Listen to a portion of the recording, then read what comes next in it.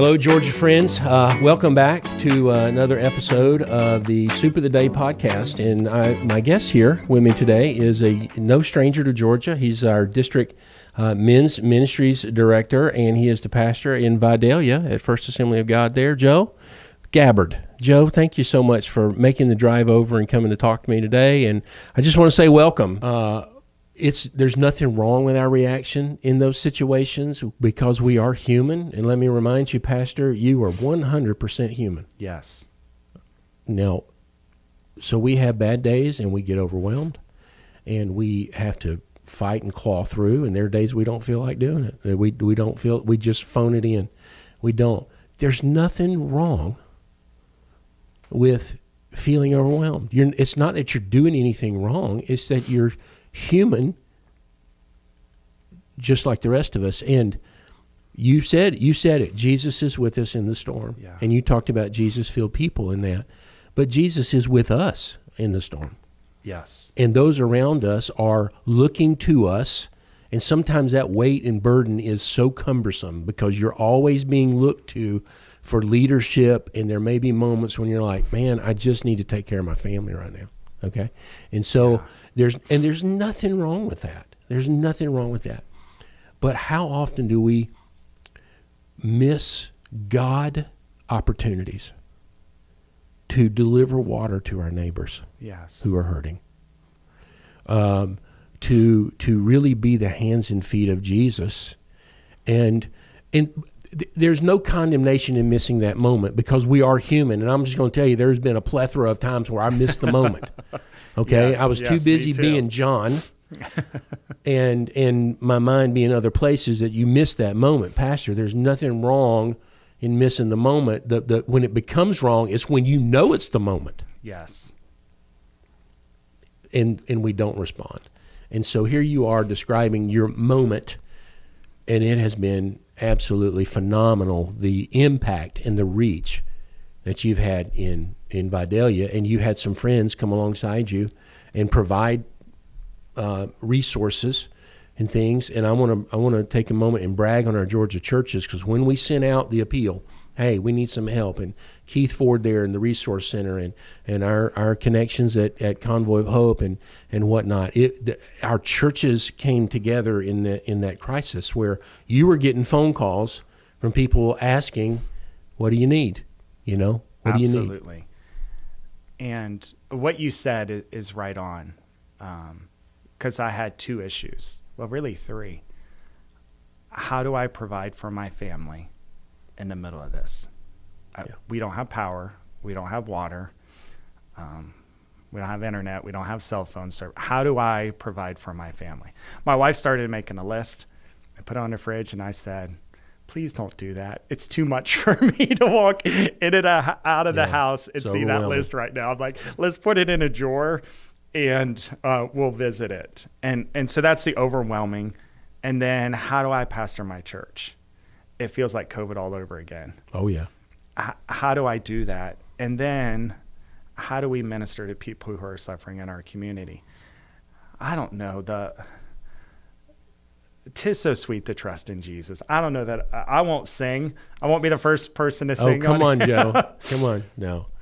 But I had. It is sweet. The assembly, Pastor Daryl Yarborough, I think it was Monday, right after the storm.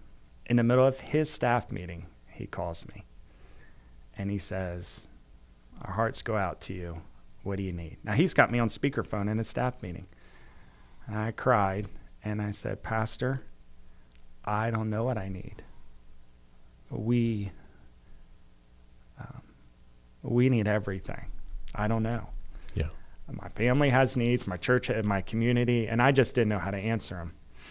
And he said, do you have power? I said, no, nobody. Every single home in like a 3 or 4 wide county area was without power. There's still, I think today, on December the 5th, there's still restoring power in these counties, which is, I mean, so incredibly sad. And in my humble opinion, it has taken too long to restore these things. And you guys, it was a wide area that you weren't going to get power back for a while. No. So you needed to get that power done. He said, I'm going to send you help. Now, I didn't know what that meant. Superintendent, the same day, one of his staff members drove all the way from Warner Robins. It's an hour and a half drive normally, but I'm not kidding. He had to dodge trees. Wow. Drive over power lines. Called me and said, where are you at? And I said, I'm actually at the church. Pulled into the church. Now, I had tried to go to Macon for generators. They were sold out. Gas stations were closed in my community. There's no way to get gas. Everybody was out. Yeah. He opened the back of his car, had 3 huge brand new generators. Come on. Had 4 5-gallon cans of gas full with gas, dropped them off, and 5 minutes later left. And that's what I'm talking about, Jesus in the storm. Pastor Rob Boyd in Dallas said, from Florida, he's lived, and he said, I've been through a few hurricanes. Now he's in Dallas, Georgia, and he said, if you don't mind, I think there's a few things you need. He drove a caravan from Dallas, Georgia. It took him about 5 hours to get there, came to my church, and brought chainsaws, brand new chainsaws, propane, tanks of propane gas. Again, things I didn't even know that I needed. Wow.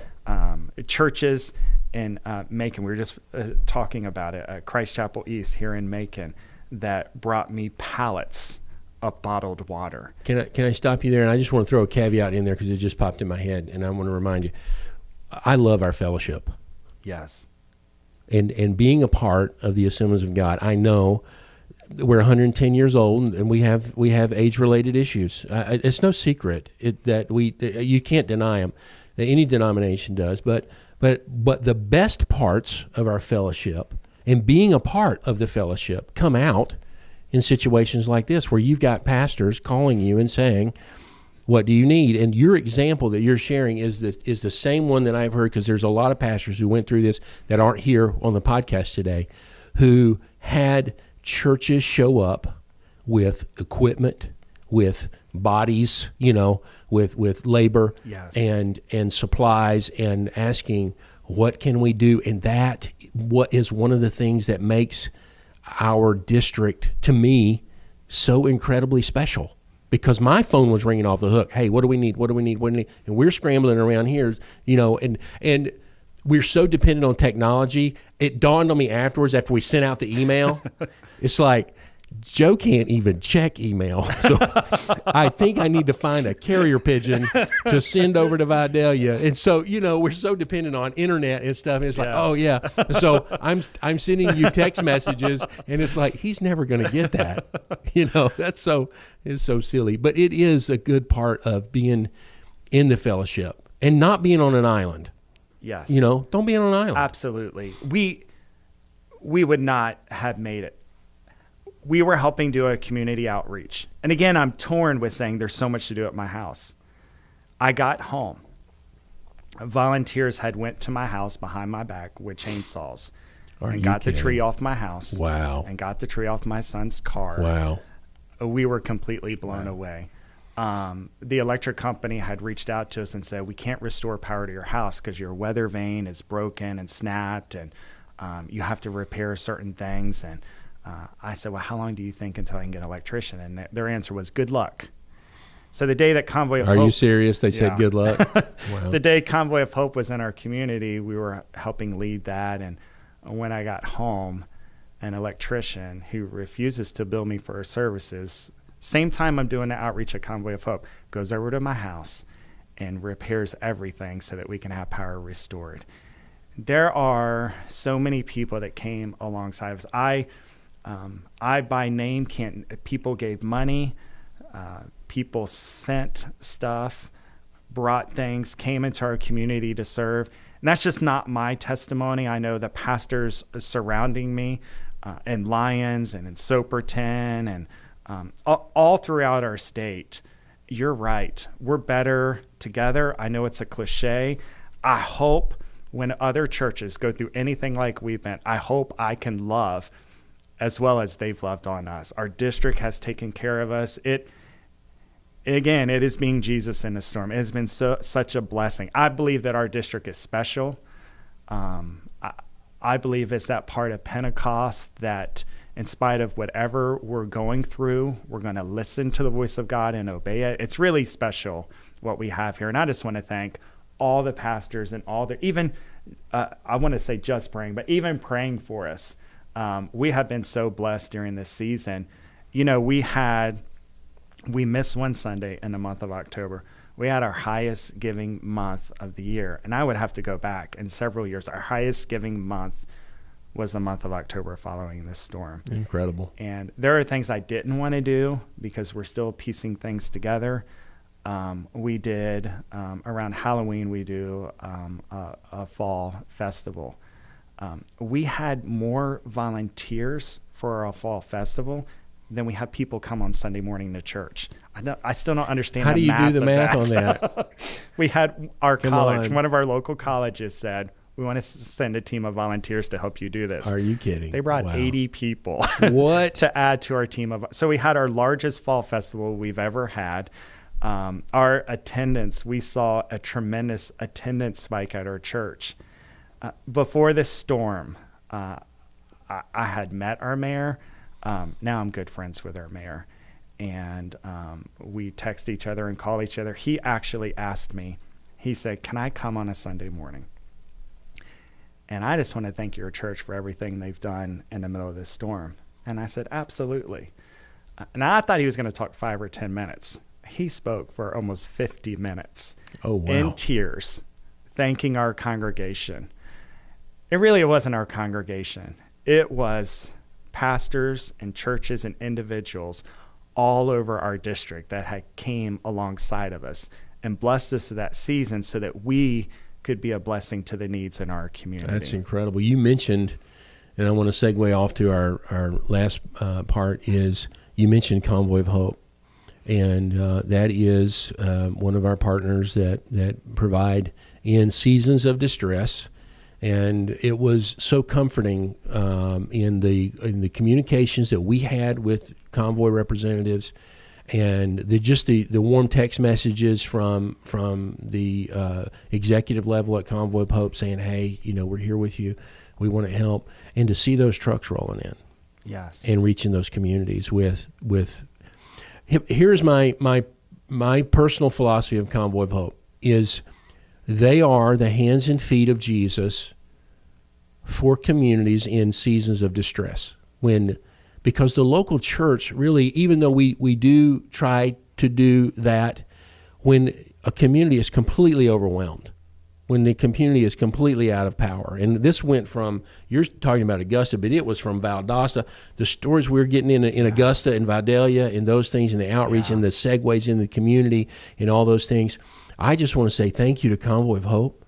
You guys were the gift to this state in this season. It wasn't just Georgia. That hurricane, it marched up the eastern coast. North Carolina and all that stuff, they were there too. How they were able to be in so many different places is God doing that. But you guys were able to utilize those resources and do distributions in your community.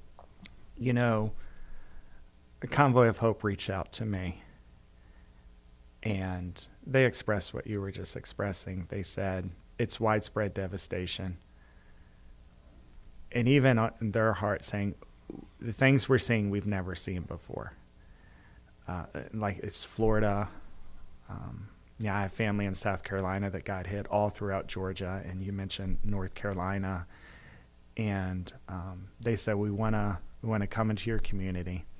We want to send an 18-wheeler full of supplies.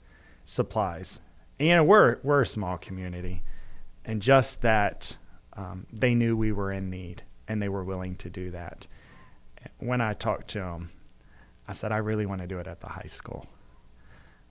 I want to include as many community partners as possible. Yes. It was so beautiful to see our school superintendent, several of the school board members.